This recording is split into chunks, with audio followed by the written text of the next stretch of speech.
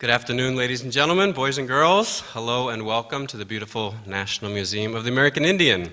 It's really good to have you here today at our concert featuring Mr. Arvel Bird. We want to thank you all for joining us. Before we get started, I just wanted to go over a few items.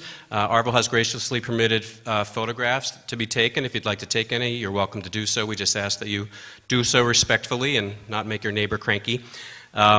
And also, if you want any information about upcoming programs, we have a calendar on our information table outside. We have a concert this weekend, which closes our Indian Summer Showcase series featuring Bamua. They are a group from Southwest Alaska. They are Yupik Eskimos and African American, and they have a really wonderful sound, and they'll be doing a program at noon on the Eskimo Olympics, and at 5 they'll be doing a concert on our outdoor welcome plaza. As I mentioned, we're featuring tonight Mr. Arvel Bird, and Arvel has been here before a couple years ago, and he's back again today. He's in the DC area, and we're really honored to be presenting him and welcoming him. You may know that our museum celebrates the native peoples of the Western Hemisphere, North America, Central America, South America, even some Pacific islands such as Hawaii. But we encourage our artists and performers to celebrate their heritage in its entirety. And certainly Arvel embraces his heritages, which are both Native American and Celtic. So you'll be hearing both of those influences in his life and his music. If you're not familiar with his music, you will certainly enjoy it. He actually has some CDs that are for sale in the lobby at the table. And after the concert is over, if you hang around, he's happy to meet and greet you and shake your hand and say hello and thank you for coming, and to even sign your CD if you would like. So we encourage you to hang around for the duration of the concert. It will last about 90 minutes. And as I said, the CDs are for sale in the table right outside in the lobby. So I want to thank you all for joining us this afternoon. We're also joined by an audience on our live webcam, so we want to say hello to our folks watching from their computers. If any of you want to see this concert repeated, it will be archived. You can just visit it at our website, americanindian.si.edu, and go on our calendar, check out the Arvel Bird concert, and then there'll be a link to the webcast so you can see the concert again that you're about to see right now. So with that said, I once again want to thank you all for being here. I wish that you enjoy the concert, and I ask you to please join me in welcoming Mr. Arvel Bird.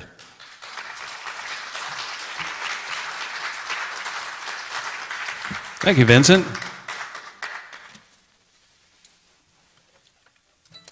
It sure is good to be back. And I hope if you'll all see the museum if you haven't had a chance after the concert. And make sure you go to the cafeteria and try some of that interesting and fantastic food. We sure enjoyed our lunch. A lot of gluten-free food there too, by the way, if you're gluten intolerant. All right, let's begin. This is music from Animal Totems, the music of the buffalo, the tonka. Animal that represents abundance and Thanksgiving.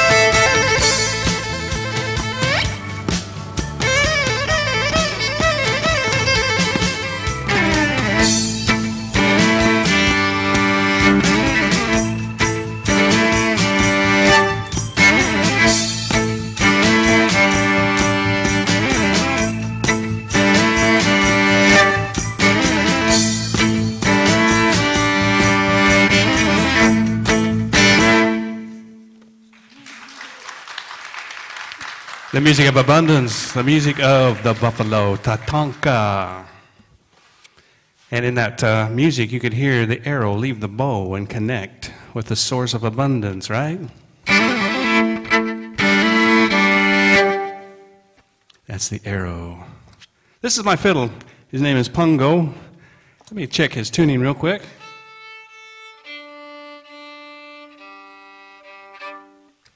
In the spirit of the horse culture, which is being featured here, I think this month at the NMAI, I brought Pungo, who is my pony. In fact, that's what Pungo means in Paiute, is pony.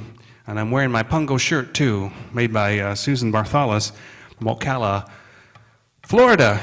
What do you think? Doesn't she do a beautiful job? She's been making my shirts for a couple of years now. And I want to welcome my wife, Kimberly Kelley.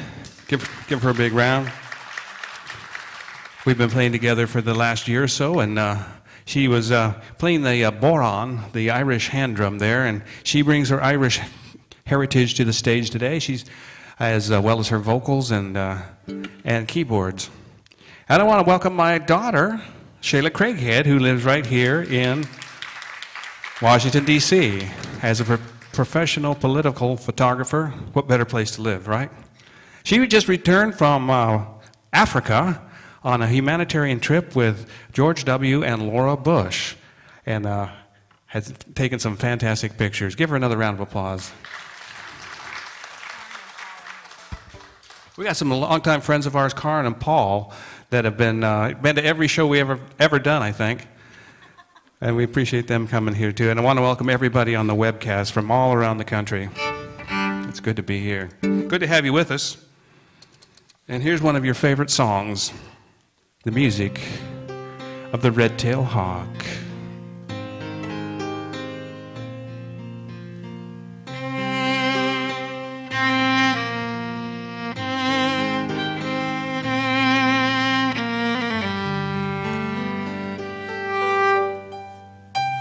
The music of the red-tailed hawk has come to symbolize many things over the years, from healing and freedom and optimism and rebirth to far-sightedness and clear vision.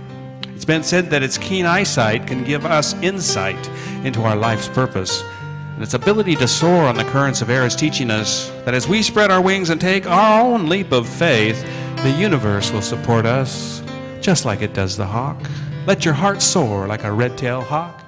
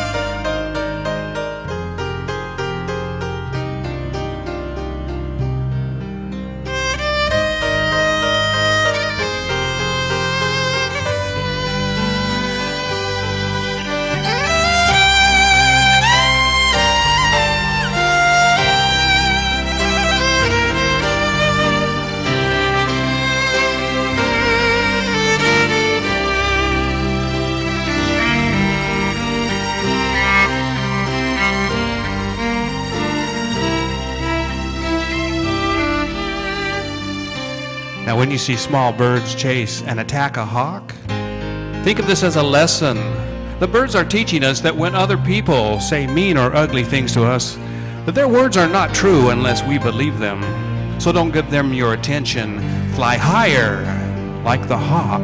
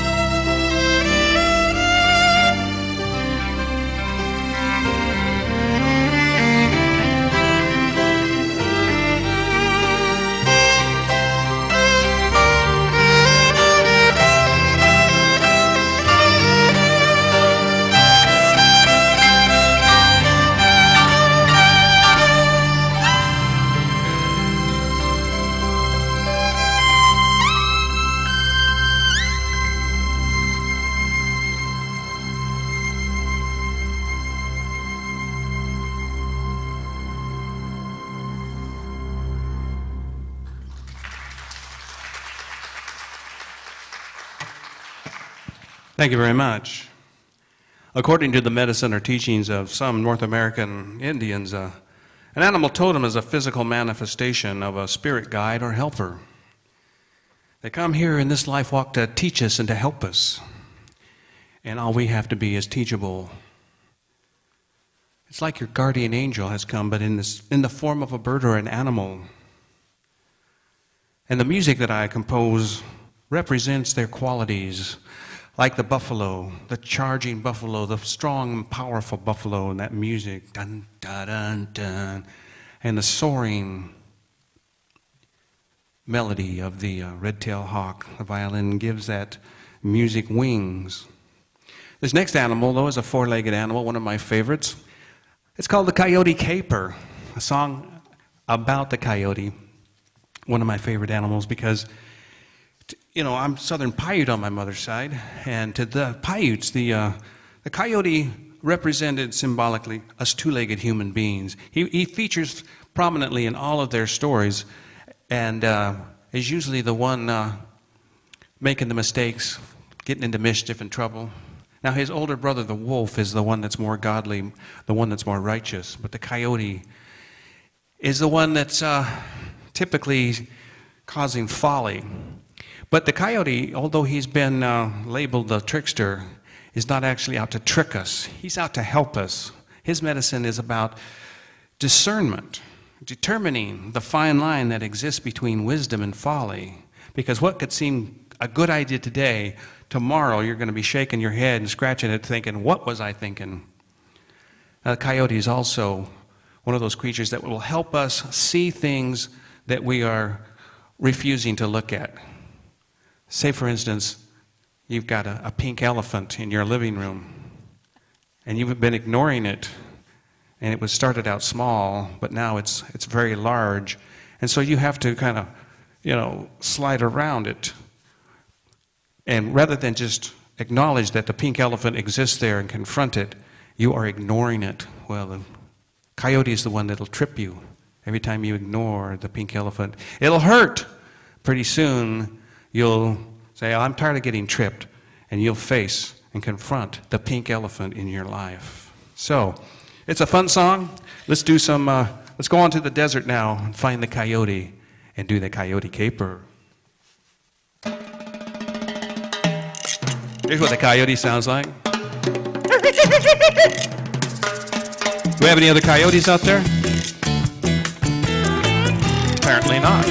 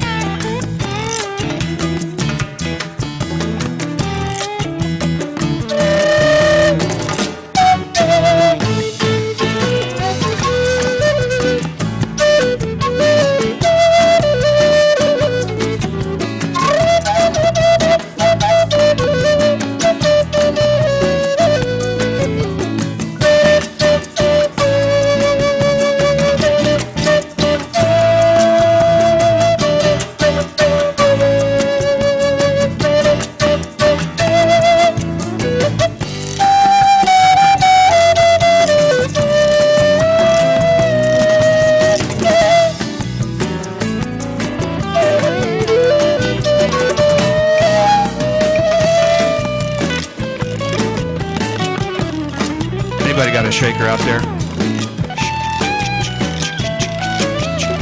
Or a gourd?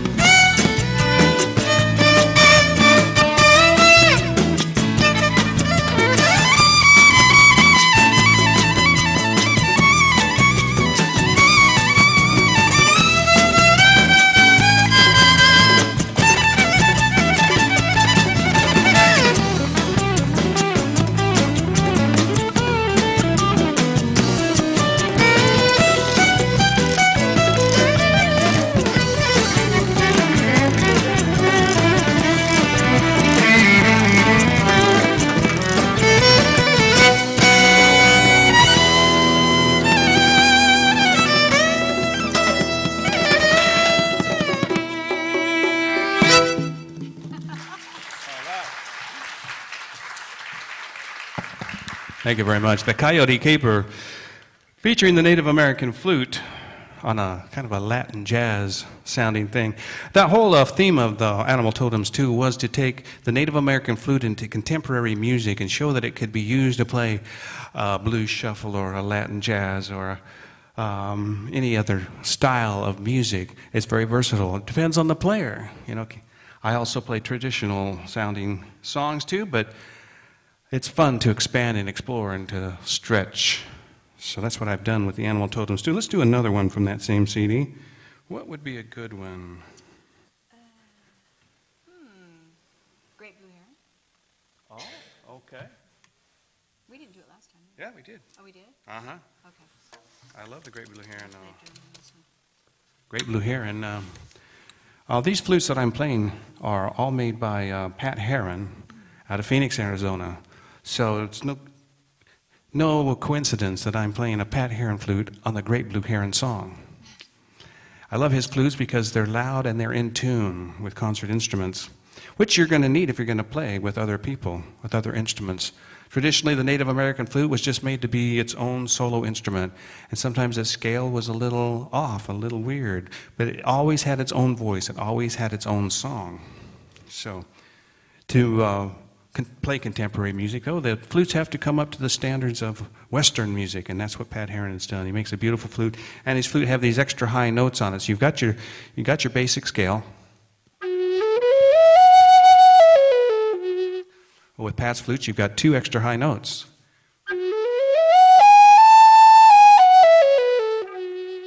Not all flutes have that. So, and those extra two notes can mean a lot when you're playing the Native American flute, which traditionally you've only got 6 holes, 6 notes.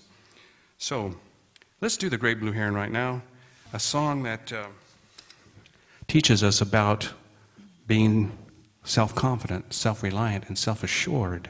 Because the Great Blue Heron hunts alone, he flies alone. He doesn't mind being alone. But he mates with other birds, of course, in the tops of trees. So we must learn to balance our aloneness, our desire to be alone, with group dynamics, with being able to work with groups of people as well. So, and plus, the Great Blue Heron has these long legs. He belongs to a group of birds called the waders, who have long legs, long necks, and long beaks for spearing fish. Now, these long legs represent his ability to go into water, which represents creation or creativity. So the longer the legs, the deeper he can go, the deeper you can go into creativity. And that's what life is all about. So let's see the Great Blue Heron fly.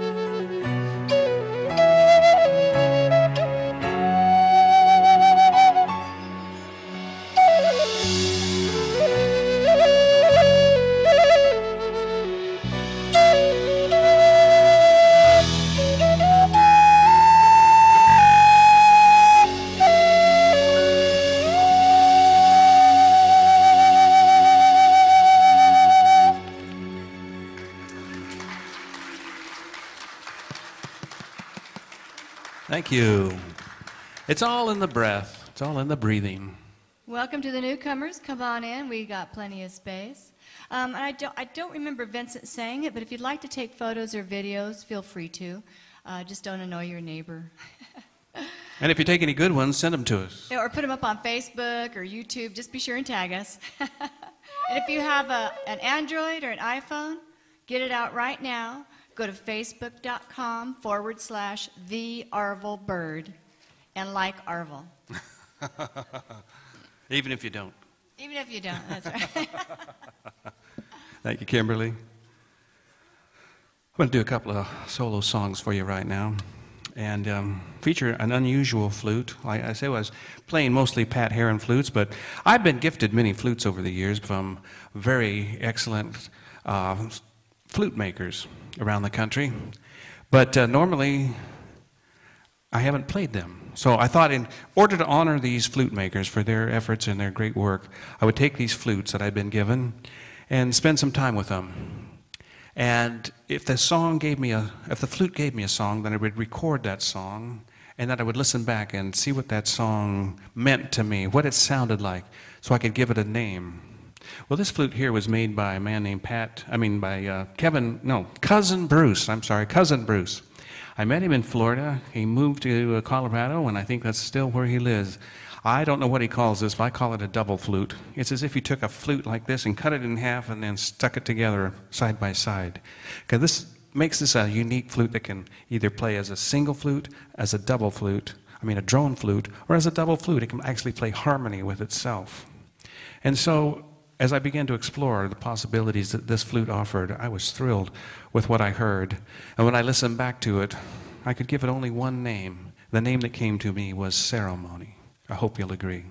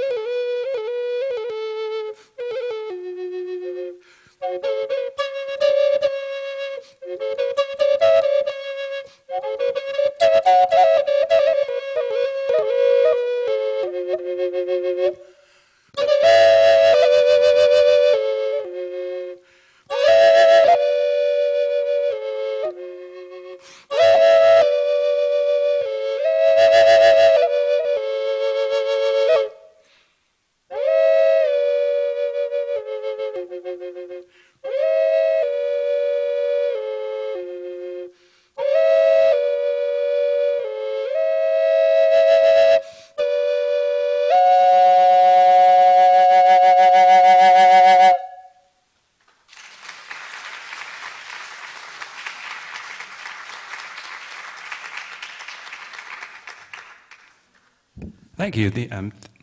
That ceremonial or ceremony song and many others from the other flutes are on a CD called From the Heart of a Paiute.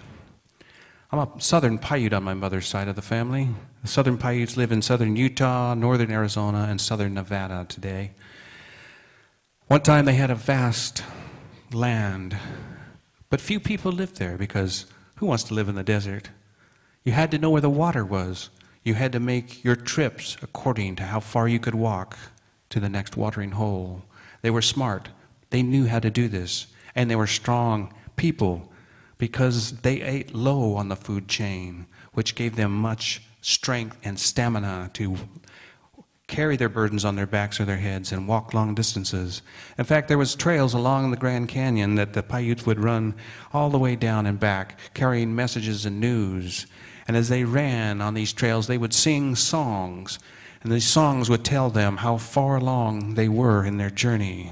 Today, these songs are called the salt songs, and they're sung at the wakes and funerals of Paiutes who have crossed over, because these songs are meant to carry the spirit of the Paiute across the Colorado, to the land of the sundown country, to the land where the relatives will be waiting to greet them.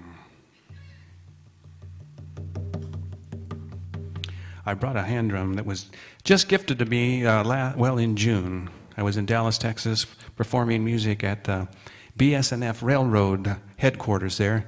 They had a cultural day to honor the Native American heritage of the natives that work for the railroad. And at the end of the concert, they gifted me this hand drum. A beautiful hand drum, and it's a horse hand drum too, and horse is one of my totems. And I thought I'd bring it and sing a song with this hand drum. This hand drum is actually made by Lynn Wozniak in Taos, New Mexico.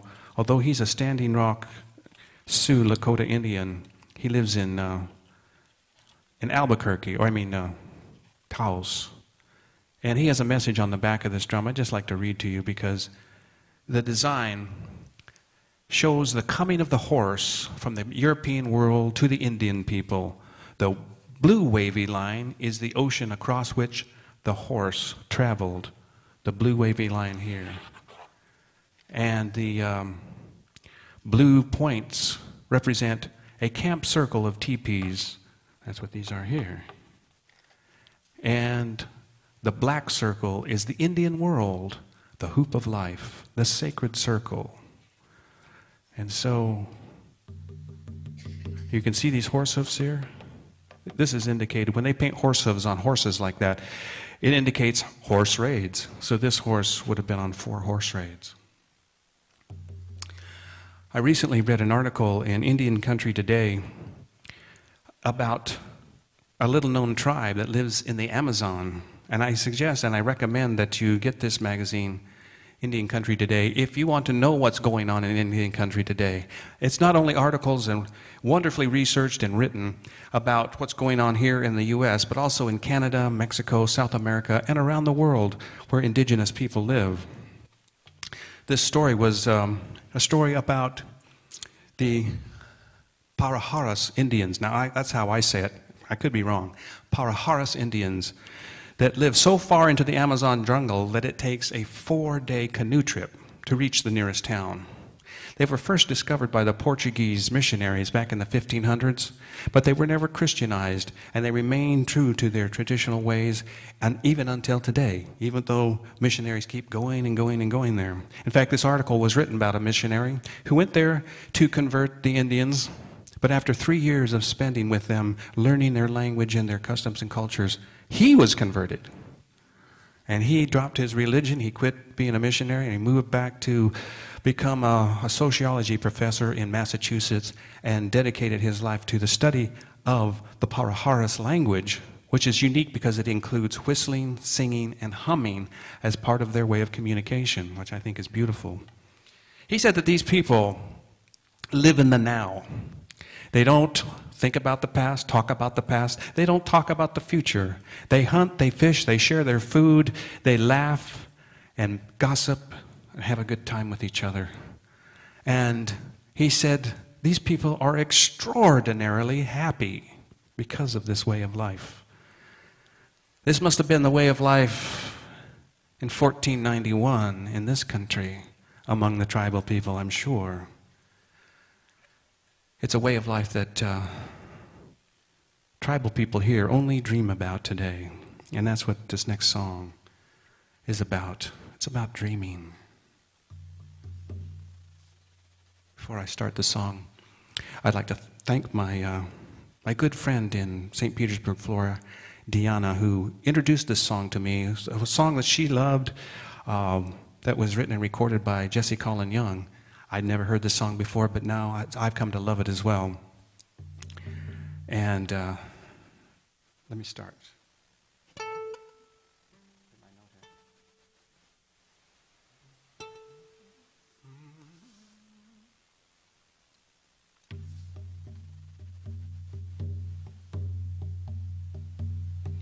I dreamed that I was riding in a South Dakota field, and the sweet grass whispered to me as I rode.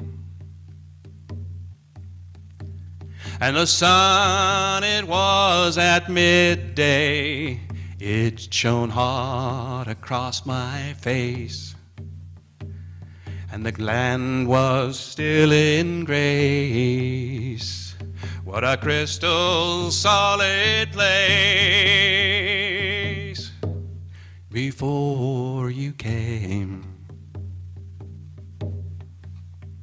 Two of my closest brothers, we were riding side by side as we watched a golden eagle fly in circles in the sky. And we smiled as our eyes met, for we could not hide our joy. It was good to be alive before you came. Sisters, take my hand and we will walk this magic land together.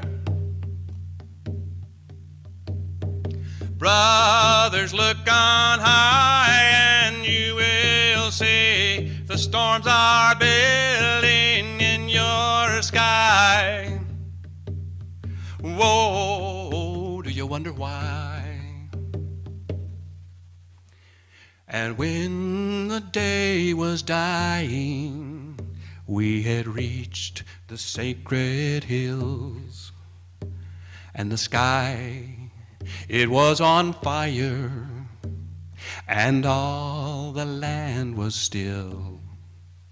It was there all wrapped in blankets that in our younger days we fasted and we listened, for the night would bring us visions before you came. Brother, take a stand and we will hold our father's land together. Sister, look around and you will see the scars are building in your ground. Whoa, do you hear the sound?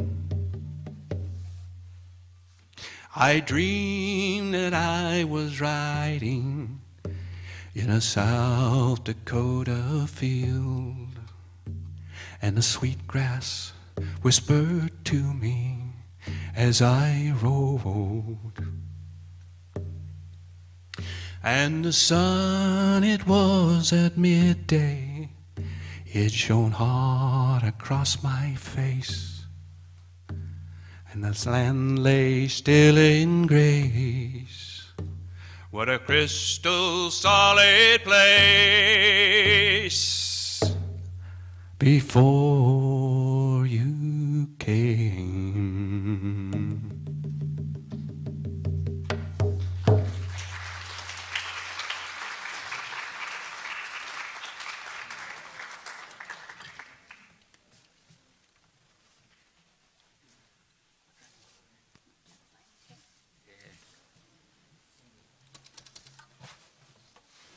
I'm starting to collect some songs for another CD, and I'm sure that one's going to be on the next one. Got Kimberly back here. Now, Kimberly has normally been in the background, you know, in the promotion, the booking. You'll see her at the concession table, but for the last year and a half, we've been working together, performing together on stage, and she's playing the boron, the Irish hand drum, singing harmony vocals and on the keyboards and all. So we're going to feature her on this song here, as we feature the flute and the drum, and to bring together the two sides of my heritage, from the south, from the southern Paiute heritage on my mother's side to the Scottish clan heritage on my father's side, all the way back to Kilmarnock to the County Ayr. And this is the sash, a sash of the modern tartan of the Clan Kennedy from Scotland. And this is the seal, or the emblem. On this seal is a dolphin, and a dolphin represents a love of music.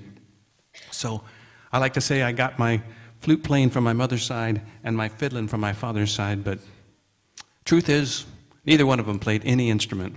But they did love music, and they did love to dance. So I'll dedicate this song to them, because I think they were at their very best when they were gliding across the dance floor together.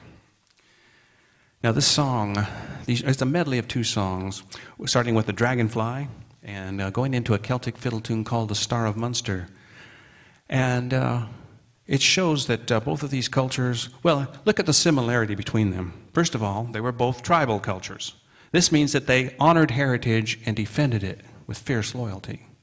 It means that they had warrior societies, spiritual, nature-based spiritual beliefs, and were both seen as the dark threat to the dominant cultures in the 17 and 1800s. This would lead to their loss of land, language, customs, and cultures. And when the bagpipes were taken from the Celts, because King George saw it as an instrument of war, those tunes, those songs on the bagpipe became tunes on the fiddle. And the fiddles crossed the ocean with the Celts and were introduced on the East Coast to the Cherokee, the Choctaw, the Creek Indians, who even today in Oklahoma celebrate their heritage of fiddling with fiddle contests every summer.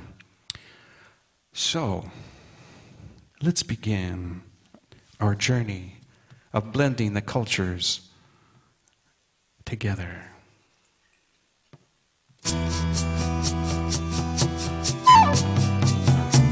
The dragonfly represents transformation, because it starts out as a nymph in the water and then somehow transforms itself into this flying aerial acrobat of brilliant colors. The colors are important because they take a lifetime to develop, and they teach us that as we reach maturity, our true colors should shine forth.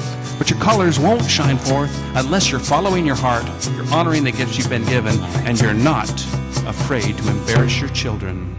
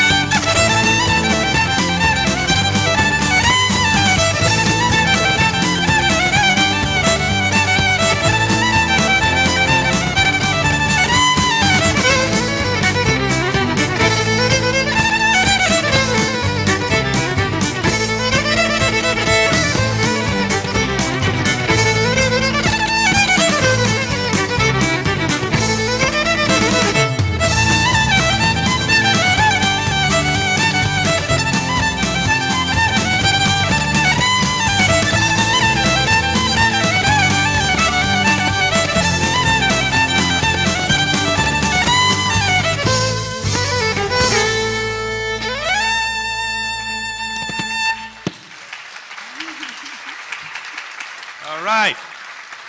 Thank you very much. Now, according to the Celtic tradition, the dragonfly is a lot like the horse. The dragonfly, but what the dragonfly carries are the fairies. The fairies, they'll carry the fairies across the pond to the elf king. So, and there's another theory too that the Celts have, that when children die, they go to this in-between world and become dragonflies, flying about, flittering about. And so the dragonfly is revered by the Celtic people, and they honor it and they protect it, because if you happen to kill a dragonfly, you could be killing your next born child. So they're very careful about that. Well, it's time for me to change fiddles here. And Are we entering the Celtic part of our we are program? entering the Celtic realm. Okay. We're going to do some music that I began to compose some 30 or 40 years ago, maybe not 40, but 30.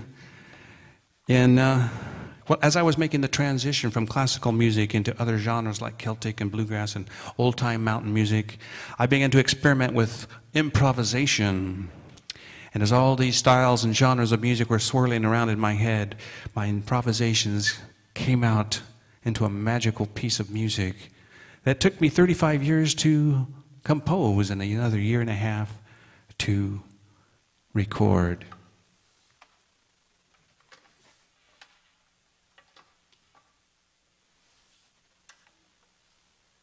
As we started working on this music, as Arvel was working on this music, I started doing some research and found that just in the United States alone, there are 60 million people, according to the U.S. Census in 2000, that claim some portion of Native and Celtic heritage.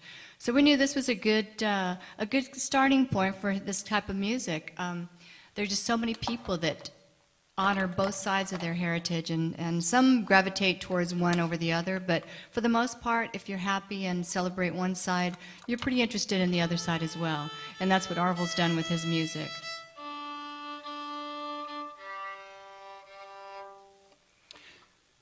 Yes, so this piece became known today as the Tribal Music Suite, Journey of a Paiute.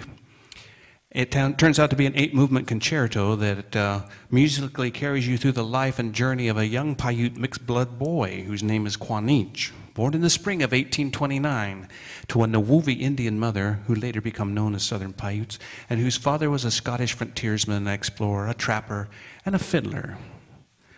Now, Quanich is a Paiute word that means eagle. So as he was being carried from that pine bark teepee, a golden eagle left its perch in the pine tree above, and his mother explained Quanich, and that became his name.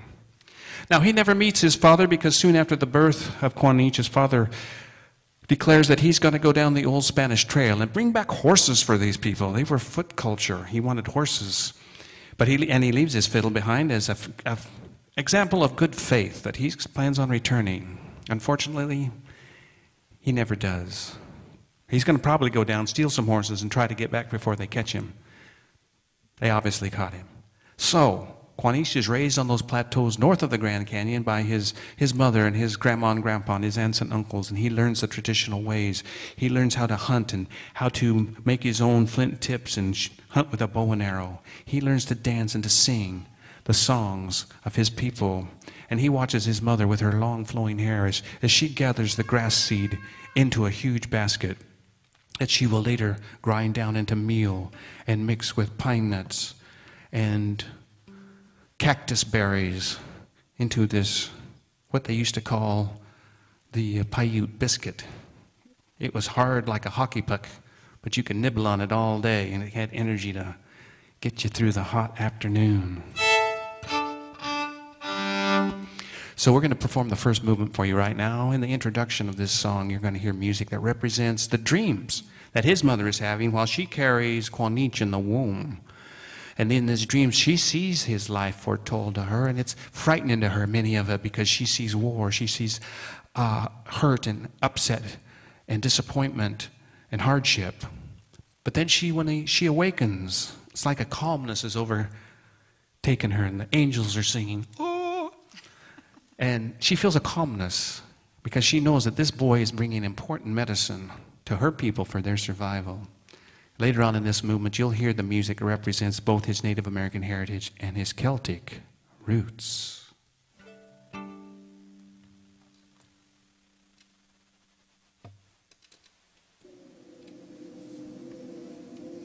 Now, like all stories that begin with one word, and all journeys that begin with one footstep, so does music begin with one note. And this is the note that began the journey of a Paiute.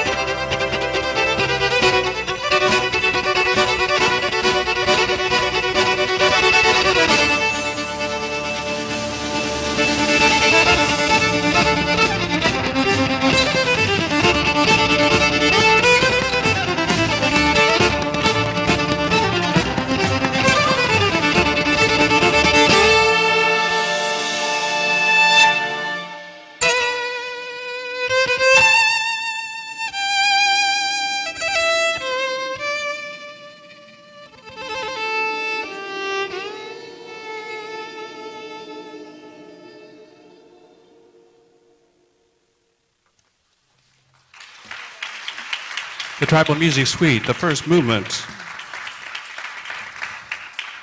Turns out that this is kind of my soul song because my life parallels the story of this song. And the story turns out to be a lot like the archetypal story of the hero's journey. There's different stages, and in the second movement, Quanich is captured by slave traders and taken down to Southern California, where he's sold into slavery and becomes part of the slave labor that builds the monasteries of California.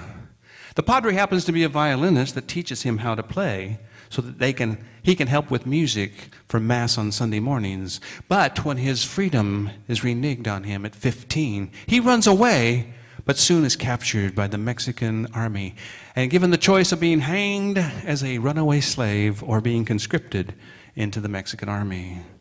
So in movement 3, he's taken down to Mexico and prepared to fight a war that comes in 1846 between Mexico and the United States, a war in which Quanich knows nothing about, an enemy that he does not wish to fight. The night before the battle, he is playing a flute that he has made, and he is thinking of his mother and wondering if she is missing him as much as he is missing her. And he thinks of his life on the Chivwit Plateaus, and he longs to return there someday.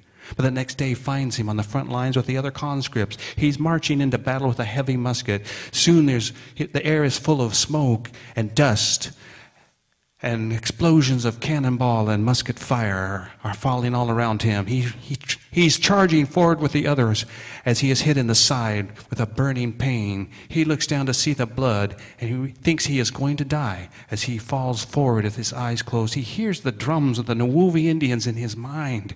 This is a sign to him that he is going to be all right. He looks up to see a riderless horse in front of him with the reins dangling. He grabs the reins and is pulled to his feet. He drags his bloody body into that saddle, and he rides from that battle. He rides away. He rides towards his freedom. He rides towards the healing waters of love.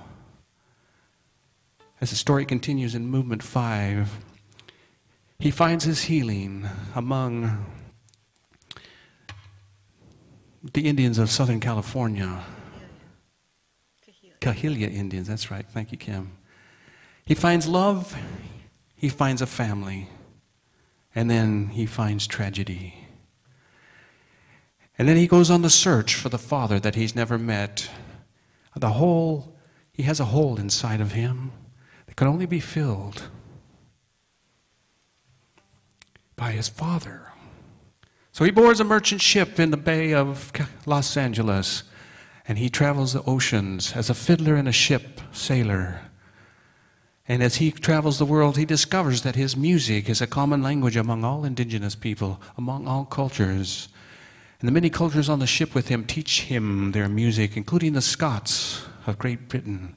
By the time he reaches Scotland, his violin is honed to a fine edge, and though he has the dark skin of a southern Paiute, he speaks the language of the Celts with his music. And many an eyebrow is raised, but many a helping hand is offered to him. And though he does not find his father, he finds his father's people, and he finds his Celtic connection.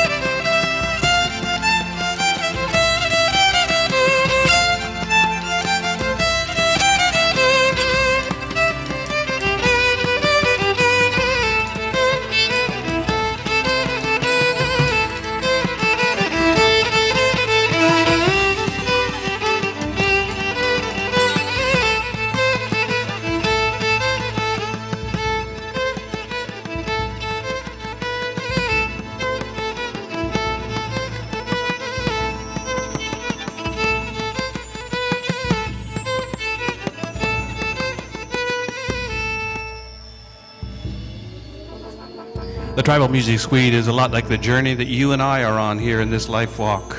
We're all on a journey to find our identity and find our connection.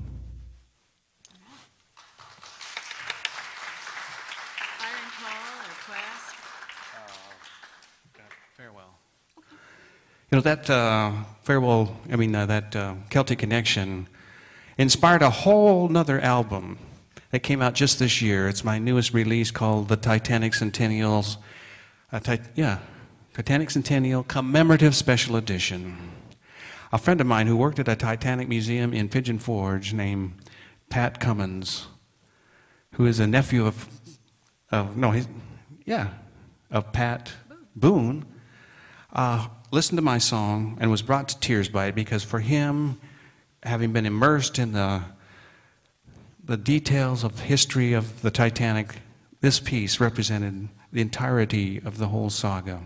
And so through my conversations with him, we created a whole new album of music to honor the lives of those people who traveled the sea on the Titanic on its maiden voyage.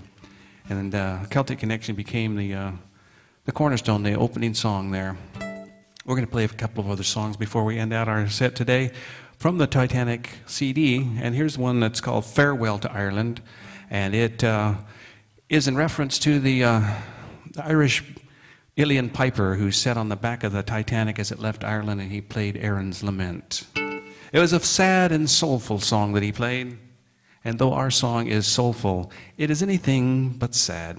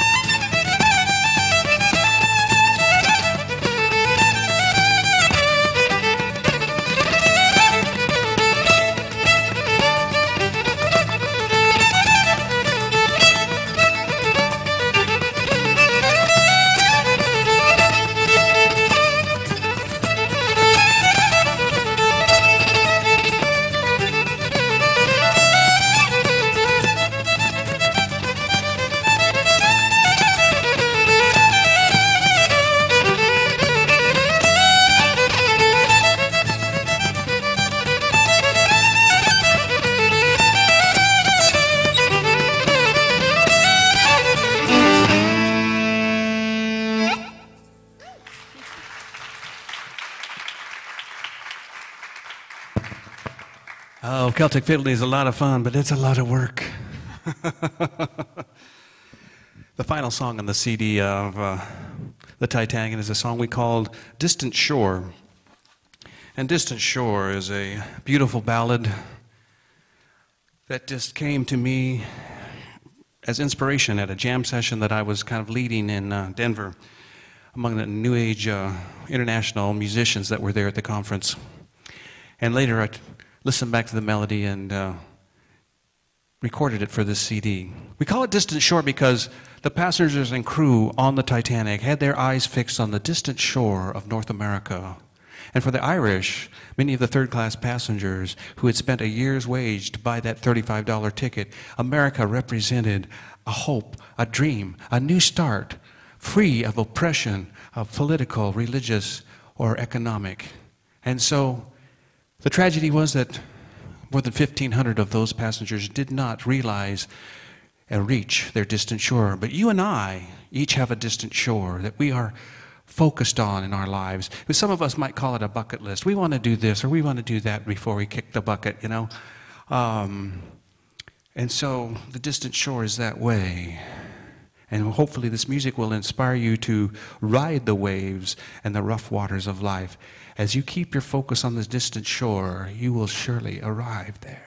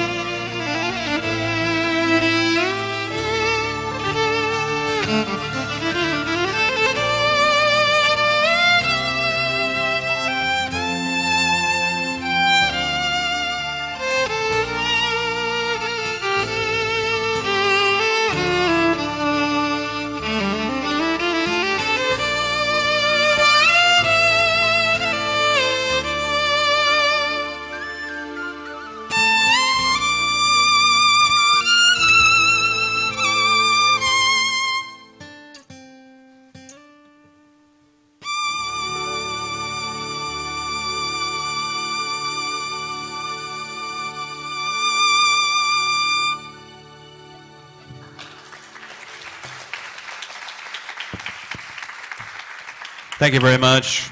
We're going to send you home with a song, a Celtic song, one of our favorites called Many Clans, One Fire.